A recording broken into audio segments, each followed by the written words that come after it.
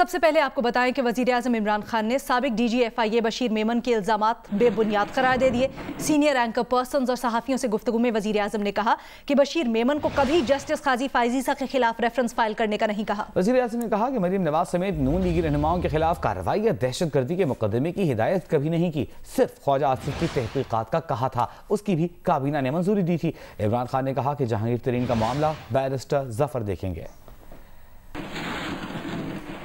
वज़ीर-ए-आज़म इमरान खान ने सीनियर सहाफ़ी और एंकर पर्सन से मुलाकात में साबिक DGFIA बशीर मेमन के इल्जामात को बेबुनियाद करार दे दिया। वज़ीर-ए-आज़म ने कहा बशीर मेमन को फायज़ ईसा के खिलाफ कभी भी केसेस बनाने या तहकीकात का नहीं कहा। रेफरेंस फाइल करने का काम बशीर मेमन का था ही नहीं तो इनसे क्यों कहता। खातून अव्वल की तस्वीर के मामले पर भी मरियम नवाज पर दहशतगर्दी का मुकदमा बनाने का कभी नहीं कहा। बशीर मेमन सिर्फ ओमनी ग्रुप की GIT में पेशरफ पर ब्रीफ किया करते थे। बशीर मेमन को ख्वाजा आसिफ के अकामे के मामलात की तहकीकात का कहा था कि ये कैसे हो सकता है कि मुल्क का वजीर खारजा और वजीर दिफा गैर मुल्की अकामा रखता और तनख्वाह लेता हो। ख्वाजा आसिफ केस की तहकीकात का फैसला काबीना इजलास में कर चुके थे। उन्होंने कहा कि जहांगीर तरीन के मामले पर मिलने वाले वक्त ने जुडिशल कमीशन बनाने का कहा। हुकूमत ने फैसला किया है कि जहांगीर तरीन के मामले को बैरिस्टर अली जफर देखेंगे। अली जफर जायजा लेंगे कि कहीं जहांगीर तरीन को नाजायज निशाना तो नहीं बनाया जा रहा, वो इस पर मुझे रिपोर्ट देंगे। वजीर आज़म ने कहा कि शुगर स्कैंडल की तहकीकात करने वाली टीम के सरबराह डॉक्टर रिजवान को नहीं हटाया गया, अबू बकर खुदा बख्श को टीम का हिस्सा बनाया गया है। अयाज अकबर यूसुफजी, जियो न्यूज़, इस्लामाबाद। NA 249 ज़िमनी इलेक्शंस की करेंगे बात। गैर हतमी और गैर सरकारी नताइज के मुताबिक 276 पोलिंग स्टेशंस में से 59 के गैर सरकारी नताइज सामने आ चुके हैं।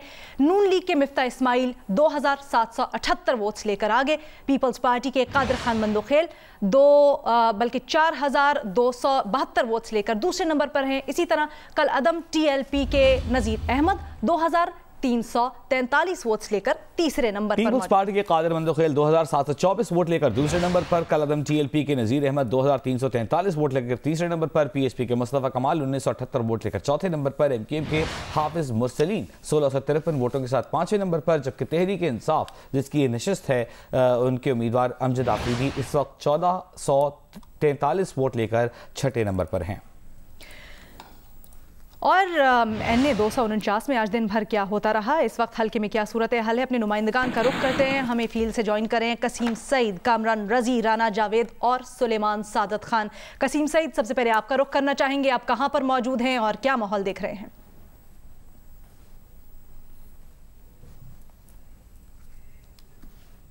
गिनती जल्दी हो जाना चाहिए थी, लेकिन नताइज की तैयारी में ताख़ीर हो रही है। इलेक्शन कमीशन के पास अब तक 274 में से 190 पोलिंग स्टेशन के नताइज बजरिया व्हाट्सएप पहुँचे हैं, जबकि 30 पोलिंग स्टेशन के नताइज यहाँ पर पोलिंग बैग्स की सूरत में लाकर जमा कराए गए हैं। इस दफ्तर से हमारे पास इस वक्त दो खबरें, एक बहुत अहम नोटिस संगीन खिलाफ वर्जी का जो कि इलेक्शन कमीशन ने आज लिया और ज़िला इंतज़ामिया को लिखा कि 2 गाड़ियाँ जो कि हुकूमत सिंध की मिल्कियत थी आज हल्के में एक मखसूस पार्टी का परचम लगा के घूमती रहीं, सरकारी वसाइल का इस्तेमाल किया गया। इस हवाले से रिपोर्ट तलब कर लिया इंक्वायरी के फ़ौरन बाद। और दूसरी बात यह है कि इलेक्शन कमीशन ख़ुद भी कम टर्नआउट से परेशान है, क्योंकि यहाँ हुकाम हमें बताते हैं कि अगर 10% से कम टर्नआउट आता है तो रीपोलिंग की तरफ भी जाया जा सकता है, जबकि मजमूई तौर पर डाले गए तमाम ही वोटों में अगर 5% ख़वातीन के वोट्स ना हुए तब भी रीपोलिंग का ऑप्शन जो है वो यहाँ पर मौजूद है। लेकिन हम ये देख रहे हैं कि यहाँ पर जो नताइज मुरतब किए जा रहे हैं उसका अमल ताख़ीर का शिकार हुआ। ठीक है, कामरान रजी आपकी जनिब आएंगे, आप इस वक्त कहाँ मौजूद हैं, क्या सूरत हाल आज दिन भर आपने देखी, अब क्या ताज़ा तरीन है? वजी बिल्कुल टर्न आउट तो आज कम ही रहा था, तहम जैसे ही पोलिंग का अमल ख़त्म हुआ है वोट कास्ट करने का, उसके बाद से इस वक्त मैं मौजूद हूँ पाकिस्तान मुस्लिम लीग नून का जो मरकज़ी इलेक्शन ऑफिस है मिफ्ता इस्माइल का, उसके बाहर। और इफ्तार के बाद से ही लोगों की बड़ी तादाद जो मुस्लिम लीग नून के कारकुनान थे, वोटर्स थे, वो यहाँ पर जमा है और यहाँ मुस्तकिल नारेबाजी हो रही है। मुस्लिम लीग नून के जो तराने हैं वो बजाए जा रहे हैं। मुस्लिम लीग नून के जो लीडर्स हैं, मोहम्मद ज़ुबैर यहाँ में नज़र आए हैं, निहाल हाशमी नज़र आए हैं, कारकुनों के एक बड़ी तादाद है यहाँ पर मौजूद है। खासा जोश और वलवला है, उन्होंने शेर के जो तस्वीर है वो उठा रखी है, वक्फे से यहाँ नारेबाजी होती है। खासे पुरजोश है मुस्लिम लीग नून के कारकुनान और पुरअज़्म भी हैं और पुरुमीद भी हैं कि वो इस इलेक्शन में कामयाबी हासिल करेंगे। ठीक है, सुलेमान सादत खान का रुख करते हैं। सुलेमान, आप कहाँ मौजूद हैं, क्या अपडेट्स हैं हमारे लिए?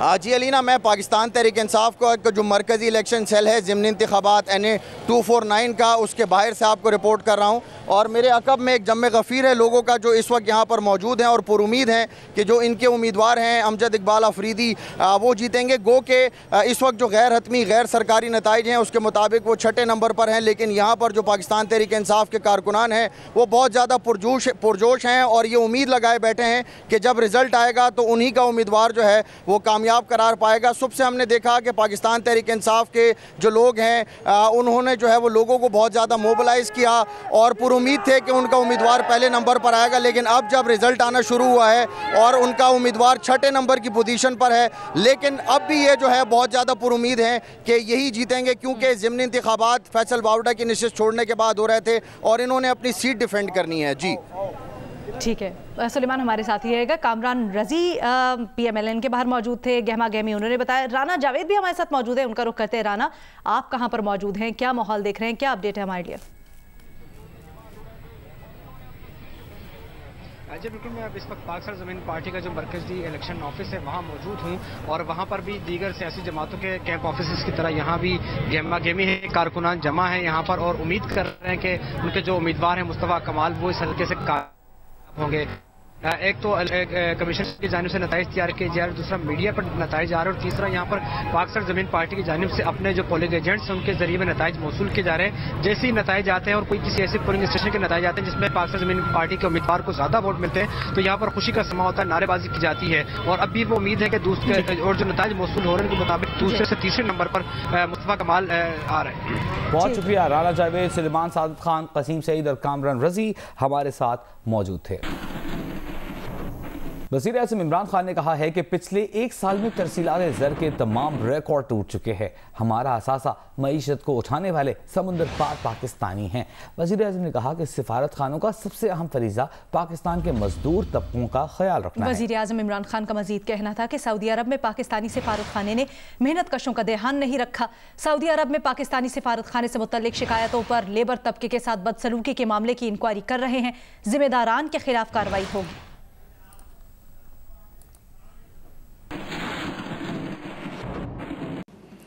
मुझे पता चला कि सऊदी अरेबिया के अंदर हमारी एम्बेसी ने जो उनको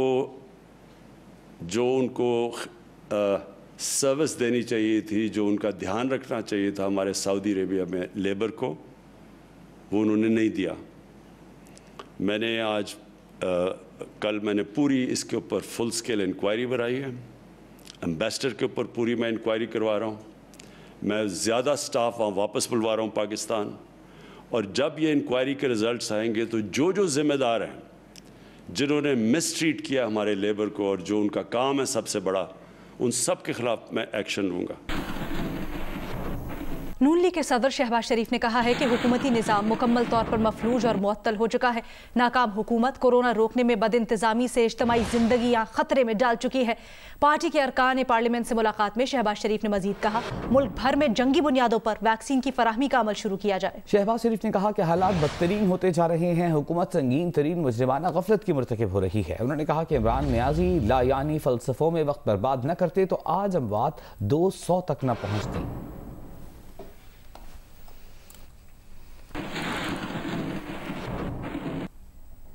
army chief general Qamar Javed Bajwa से जनूबी कोरिया के सफ़ीर ने मुलाकात की। ISPR के मुताबिक मुलाकात में इलाकाई सलामती की सूरत हाल, दिफाई ताउन पर तबादला ख्याल किया गया। इस मौके पर आर्मी चीफ ने कहा कि पाकिस्तान जनूबी कोरिया के साथ ताल्लुकात को अहमियत देता है। जनूबी कोरिया के साथ तमाम शोबों में ताल्लुकात का फ़रोग चाहते हैं। ISPR के मुताबिक मुलाकात में खित्ते में अमन व सलामती समेत दो तरफा ताल्लुकात के फ़रोग का अयादा किया गया। जनूबी कोरिया के सफ़ीर ने खित्ते में अमन और सलामती, अफगान अमन अमल के लिए पाकिस्तान की कोशिशों को सराहा।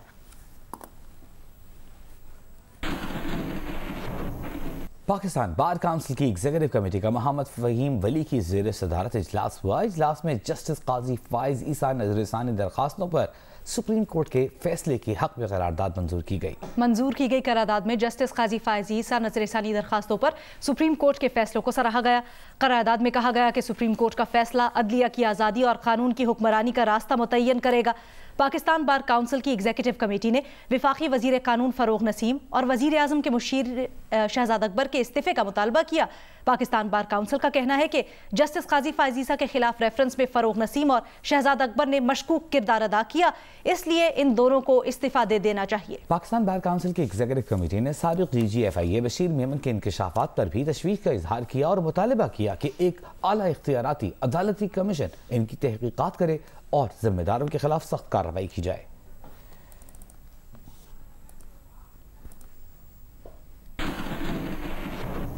वजारत इत्तलात और नशरियात ने काबीना इजलास की रिपोर्टिंग के हवाले से पेमरा और association of electronic media editors and news directors के हालिया मौक़िफ़ का नोटिस ले लिया।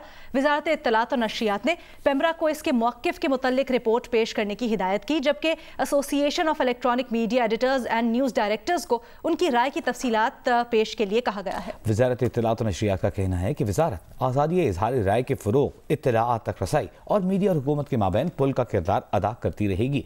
वजारत इत्तलात मीडिया के साथ ताउन और इश्तिराक से मुल्क में आज़ाद और जिम्मेदाराना सहाफ़त के फ़रोग़, फेक न्यूज़ के तदारुक और अफवाह साजी की रोकथाम के लिए तमाम मुमकिन इक़दाम करेगी।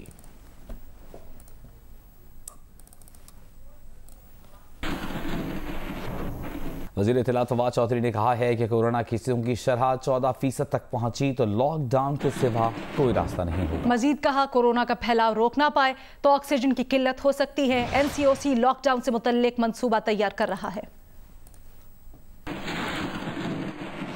लॉकडाउन की देखिए, इस वक्त लाहौर में तकरीबन जो शरह है आज वो 22.3% पर पहुँच गई। अगर हमने ये इस वक्त जो ओवरऑल शरह है वो तकरीबन 11.5% के ऊपर है, अगर ये शरह बढ़कर 14% या 15% पे चली गई तो हमारे पास कोई रास्ता ही नहीं बचेगा इसके अलावा कि हम लॉकडाउन की तरफ जाएं। और NCOC इस वक्त पूरी एक डॉक्यूमेंट तैयार कर रही है कि लॉकडाउन का मतलब क्या है, अगर हमने किन सप्लाईज़ को बहाल रखना है, कैसे रखना है, और ये एक पूरा ऑपरेशनल प्लान जो है वो तैयार हो रहा है। इसीलिए दुआ ये है कि हम बच जाएं लॉकडाउन से, लेकिन अगर ये केसेस बढ़े तो हमारे पास और चारा नहीं होगा। ईद उल फितर पर 10 से 15 मई तक सरकारी छुट्टियां। चांद रात बाजारों पर पाबंदी लगा दी गई है। बैनुसूबाई इंटरसिटी और इंटरसिटी पब्लिक ट्रांसपोर्ट बंद होगी। सियाहती मकामात पार्क्स बंद रहेंगे। 8 से 16 मई तक घर रहो महफूज रहो की हिकमत अमली पर अमल दरामद किया जाएगा। ईद उल फितर पर 10 से 15 मई तक सरकारी छुट्टियां। ज्यादा छुट्टियों का मकसद ईद के दौरान मुल्की सतह पर नकलो हमल को महदूद करना है। ये कहा गया NCOC की तरफ से ईद उल फितर के दौरान घर रहो महफूज रहो की हिकमत अमली की गाइडलाइंस में, जिसके तहत 8 से 16 मई तक तमाम मार्केट्स, दुकानें, बाजार बंद रहेंगे। चांद रात बाजारों, मेहंदी, ज्वेलरी और कपड़ों के स्टॉल्स पर मुकम्मल पाबंदी होगी। तफरी मकामात और उनके इर्द गिर्द होटल्स भी बंद रहेंगे। 8 से 16 मई तक पब्लिक पार्क्स और शॉपिंग मॉल्स बंद रहेंगे। बैनुसूबाई और इंटरसिटी पब्लिक ट्रांसपोर्ट पर भी पाबंदी होगी। निजी गाड़ियों, रिक्शों और टैक्सीज को 50% सवारियों के साथ इजाजत होगी। 7 मई तक मुल्क में इजाफी ट्रेनें चलाई जाएंगी। ईद के दिनों में खाने पीने की दुकानें, मेडिकल स्टोर्स, पेट्रोल पंप्स खुले रहेंगे। रेस्तोरानों से खाना ले जाने की इजाजत होगी। NCOC के मुताबिक यौम अली, शब कदर, इत्काफ, जुमतुल विदा के लिए जारी गाइडलाइंस पर अमल दरामद 1 मई से होगा। आमना अमीद, जियो न्यूज़, इस्लामाबाद।